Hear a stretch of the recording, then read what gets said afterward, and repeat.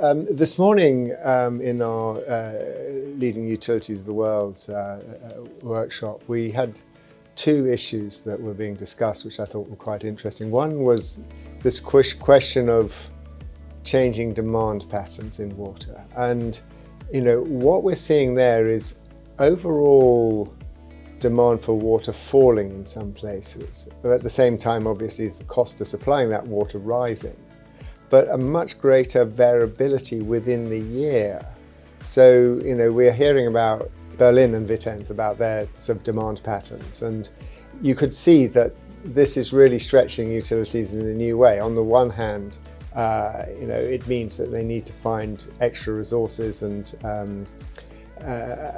use up their reserves in a way that they hadn't expected. But on the other hand, they're getting paid less money.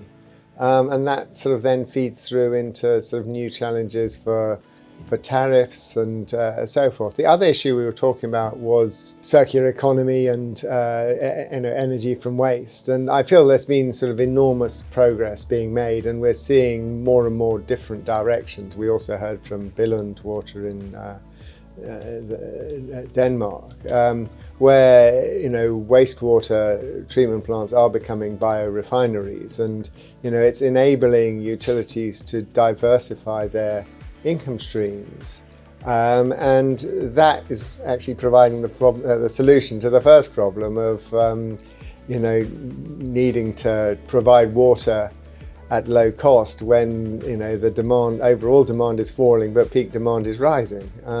So I think there's a lot of reasons to be hopeful about all of this. I mean, I think that the main discussions I was involved in was this question of how do we finance water security in a world of climate change, and this is something which is going to be a long struggle. I think that I genuinely believe that water is going to become the largest global investment theme over the next decade. And that's because we can't rely on water anymore. This question of too much, too little, and too bad, needs to be addressed in a sort of more challenging way. Every time, the floods are getting bigger, the droughts are getting more severe, and the